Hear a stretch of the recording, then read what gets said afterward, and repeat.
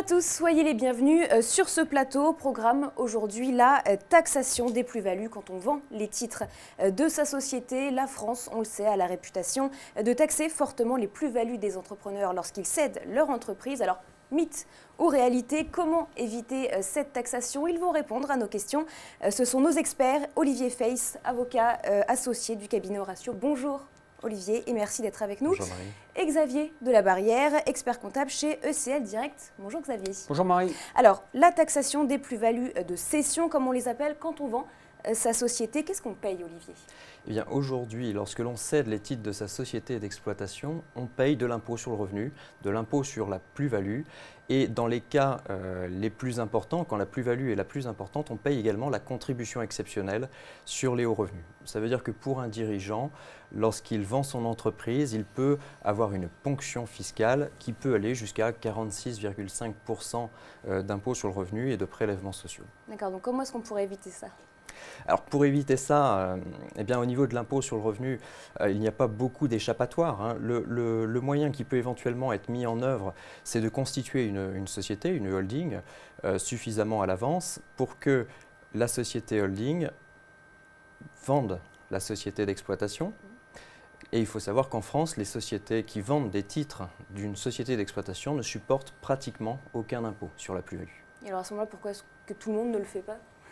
Il faut quand même retenir deux choses importantes, hein. C'est qu'aujourd'hui, constituer une société holding suppose quand même une certaine anticipation. Il faut l'avoir créée suffisamment à l'avance et le plus tôt possible tant qu'à faire.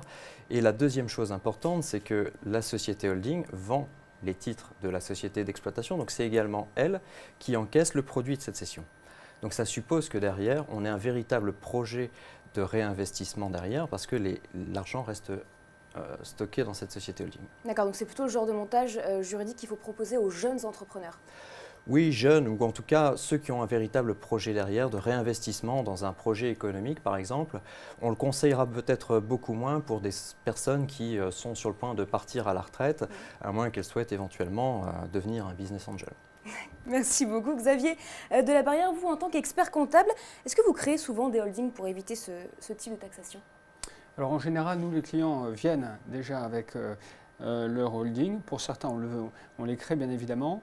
Mais lorsque nous sommes maîtres d'œuvre sur ce type de montage, ce qu'on propose en général à nos clients, c'est de panacher l'investissement 2 tiers via la holding et 1 tiers en direct, personne physique. Pourquoi? Parce que la législation évolue, on vient de le dire, celle de holding est extrêmement favorable. Et puis le deuxième point, c'est que en général, un jeune chef d'entreprise, lorsqu'il réalise une partie des actifs à la quarantaine, il aime bien profiter un peu de ce qu'il a récupéré pour l'investir à des fins personnelles, donc à le sortir de l'holding. D'accord, donc en fait tout va dépendre de l'évolution de la taxation des plus-values dans les holdings et pour les personnes physiques. Oui, c'est exactement ça. La tendance naturelle, tout le monde la connaît, vous la connaissez, enfin, la tendance actuelle, c'est une taxation de plus en plus forte des personnes physiques.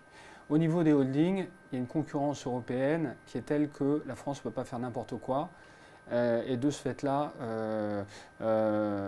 elle doit s'aligner sur les niveaux de taxation des autres États, donc un niveau très très faible par rapport à celui des personnes physiques. Donc en un sens, est-ce que la France ne serait pas, on peut le dire, un paradis fiscal? Alors, paradis fiscal, le mot est un peu fort, mais d'une certaine façon, oui, lorsqu'on investit via une holding, en tous les cas, on peut bénéficier d'une taxation extrêmement réduite. Très bien, merci beaucoup messieurs de nous avoir éclairés sur ces différents points et je vous dis à très vite sur ce plateau. Merci de nous avoir suivis.